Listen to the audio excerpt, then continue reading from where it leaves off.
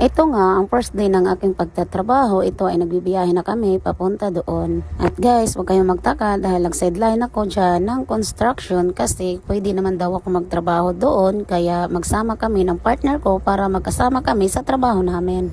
At yan pala ang mga gawain ko dyan at yan talaga lahat ang pipinturahan ko dyan kaya dahan-dahan lang matatapos ko din yan. At kanya-kanya nga yung mga trabaho namin dyan. Kaya maya-maya ay katulungan ako ni Kuya magpintura upang matulungan niya ako. Sa dami nga naman talaga ng pipinturahan ko. Salamat guys at nakapasok talaga ako nito kahit papano ay may extra job talaga ako. Dahil sensya na kayo dahil ngayon lang ako nakapag-upload dahil ito nga ay laging busy at mahirap talaga ang signal dito. At ayan na nga, ginawaan na nga ako ng patungan ng mga bakal para hindi talaga ako yuyuko dahil sobrang sakit nga naman talaga sa likod. Kaya guys, yan lahat ang paikot ng gym na yan talaga lahat ang pipinturahan ko dahil ako talaga ang gagawa niyan kasi kanya-kanya na nga naman talaga kami ng mga ginagawa. So yung foreman namin dyan ay nagtimpla na nga talaga ng epoxy para talaga yan ang gagamitin ko. So kahit pa paano ay matulungan niya ako kung paano ako maghalo.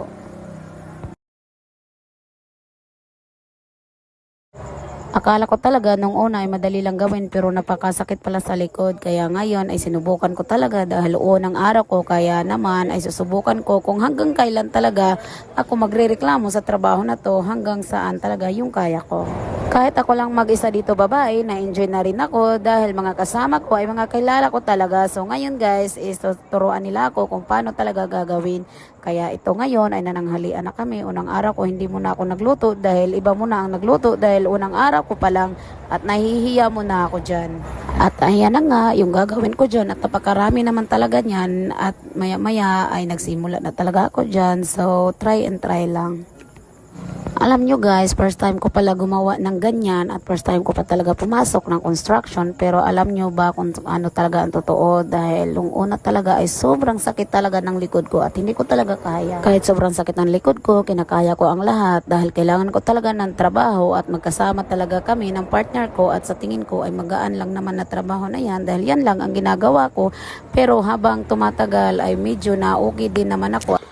Habang tumatagal ay nakaya ko naman hanggang matapos yan pero napakadami nga naman talaga ng bakal na yan pero kahit papano ay araw-araw ako nagtatrabaho at medyo matagal pa ako dito kaya kakayanin ko to hanggang kumita kami. Kahit papano guys ay nakapasok ako ng trabaho kahit papano ay magkita ako at sa tingin ko ay magaan lang naman yung trabaho na yan kaya nagtiyaga na lang ako kasi kahit papano ay pumapasok na din ako ng trabaho at malibang na rin ako sa sarili ko at hindi lang lagi nakatambay sa bahay at medyo may makatulong na rin at magtulungan talaga kami.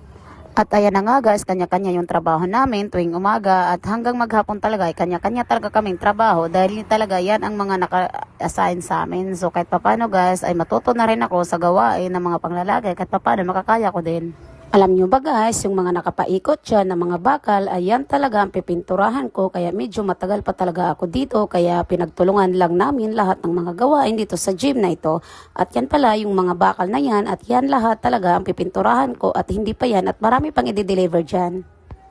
At ayan na nga, gabi na at kanya-kanya kaming trabaho at meron talaga overtime kami hanggang 10 p.m. So ayan na yung welder namin, kanya-kanya din siya ng kanyang trabaho dahil iba-iba naman talaga ang trabaho. Kaya guys, yung partner ko dyan, nagtimpla na talaga siya ng gawain niya dahil iba naman yung gagawin niya ngayong gabi na to. Kaya nagawa lang naman siya ng panibagong timpla dahil nag-skim coat sila sa gym para maging makintab talaga ang gym na ito. Alam nyo guys, 1 week nga ako nagtrabaho dito at marami pang tatrabahuin dyan at babalik pa talaga kami. At yan ay medyo natuto din naman ako sa mga gawain ng mga lalaki kahit papano ay nagagawa ko naman talaga ang naka-assign sa akin. At ayan na nga, malapit na ako matapos magpintura dyan pero napakarami pa naman talaga ng bakal na darating para pipinturahan ko na naman ulit hanggang matapos yan. Kaya thank you!